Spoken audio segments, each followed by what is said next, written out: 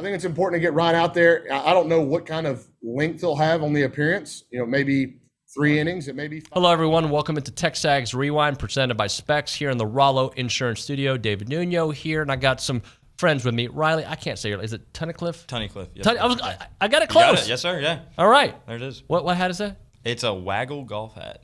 Okay. I thought it was like Florida Gators. You ever watch? Nope. What is it called? I guarantee it's no. Whatever you're going to say. Go ahead and say it. Happy Gilmore. Oh, yeah. Yeah, it's from that. It's from Happy Gilmore? Yeah, it's the golf. It's the golf. The gator that eats the hand. I like it. Well, now you're in the circle of trust again. Perfect. Carson on the other side.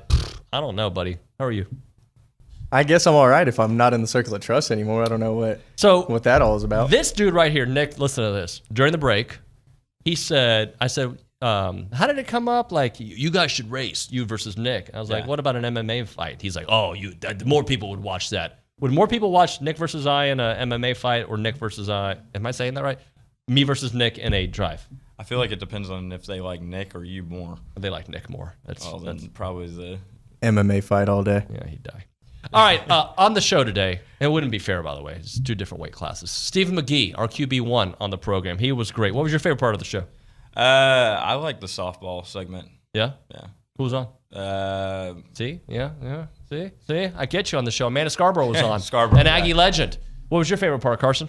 Coach Chadwell in the national championship, just sitting there right in the middle of the TexAgs desk. All that. We had Ryan Brauninger live there from Hoover. We had Aaron Torres from Fox Sports Radio. All that and much, much more. It is the TexAgs Rewind. All right. Stephen, you ready? Ready. Carson Beck, Quinn Ewers, Jalen Milroe. Who is the most overrated? Buy, sell, lease. You're buying the most overrated and work your way backwards. You want to go first, Stephen? All right, I'll buy Carson Beck just because of the guys around him, but he's a really talented thrower and he can really spin it. I know he's not an athletic quarterback, but he's got all the tools to be a great quarterback: quick release, decision maker, accuracy. Can make the 10-yard out throw from the left hash in college all the way to the right side of the field. Like, I love that about him. Quinn Ewers is my lease. He's flashes brilliance and throws a great deep ball, very catchable, but I think he has moments or games where he slips into inconsistency, if you will. He doesn't look like the same player he was every week.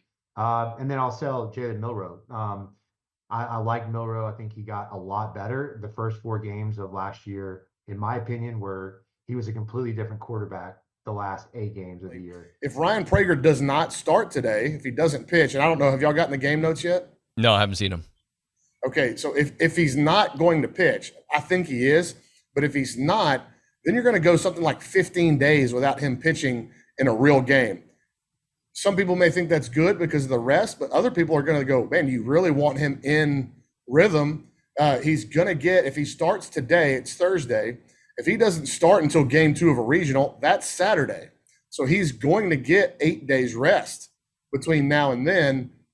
You certainly don't want that to be 15 days rest between the last time he pitched against Arkansas at home. So I think it's important to get Ryan out there. I don't know what kind of length he'll have on the appearance. Maybe 3 innings. It may be 5 innings. I don't know. I'm sure they're coming in with a plan of kind of how they want it to look. But, more than that, I think they'd like to get Tanner Jones back into a game. I think they'd like to get Justin Lampkin into a game.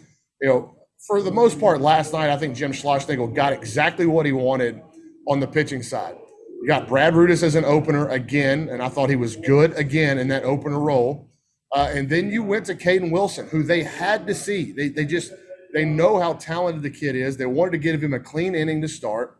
And, yeah, he got beat up a little bit early when he got out there. The 2-run home run by Mershon was perhaps the biggest swing of the game, at least for the first 8 innings, was the biggest swing of the game until Connor Heisek's single in the 9th for Mississippi State. But you look at how he bounced back, and I was really encouraged by that. And I think this coaching staff would be too.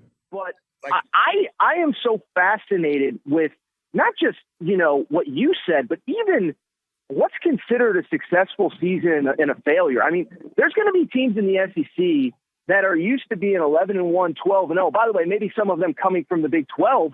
They're going to go 9-3 next year, and they're going to have to accept that 9-3 in this era is actually really good. It's like I mentioned them a minute ago, but Oklahoma, you mentioned Texas, but Oklahoma, outside of 2 seasons ago, Brent Venables' first year, they're used to playing for a conference title every single year, and basically 10 to 11 regular season wins competing for a conference title is a threshold.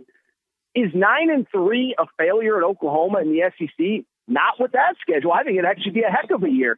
And so I think that's what's going to be more interesting to me is that adjustment window of this league is so much tougher. And I think the important thing, and I know I've said this on your show because I've said it everywhere, everybody's so focused on Texas and Oklahoma, but I think eliminating divisions, even Georgia, Georgia doesn't have, I believe, Vandy and South Carolina on the schedule this year. Well, maybe for Georgia that doesn't matter, but maybe when you replace Vandy and South Carolina with, Texas and whoever they're going to play, I don't even know, now all of a sudden, maybe that's a loss instead of 2 guaranteed wins. So I am so fascinated. I still go back to, I think schedules are going to be more important than ever. I'll be curious, by the way, going forward, if the Big Ten and the SEC, if they really scale back some of those out-of-conference schedules. I don't know what the benefit of, listen, it's going to be awesome when Notre Dame walks through the tunnel in College Station. I don't know what the benefit is with Texas A&M when you're playing the schedule that you're going to play going forward. Same with Michigan playing Texas. I don't know how it benefits either team with the way their schedule is shaped up. So we're entering a whole new era, David, and I think you're 100% right.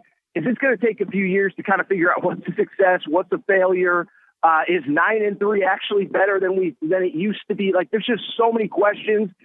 In one way, it's sad that we're ending one era, but in another way, it's really intriguing and exciting to kind of enter the unknown this coming fall.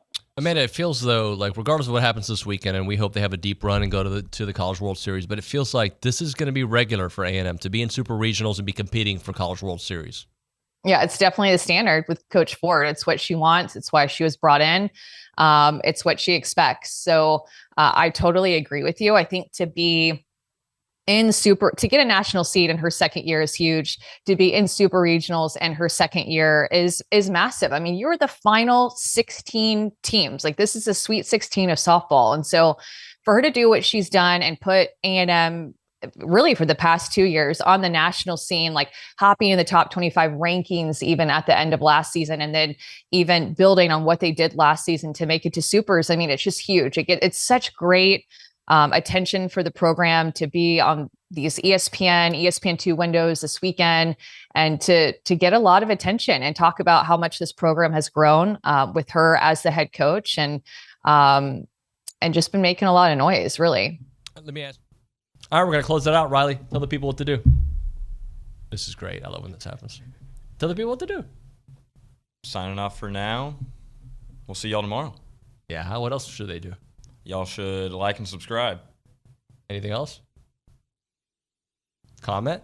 Tell your friends. See, you've watched YouTube videos. You know what to do. There you go. We'll see you next time.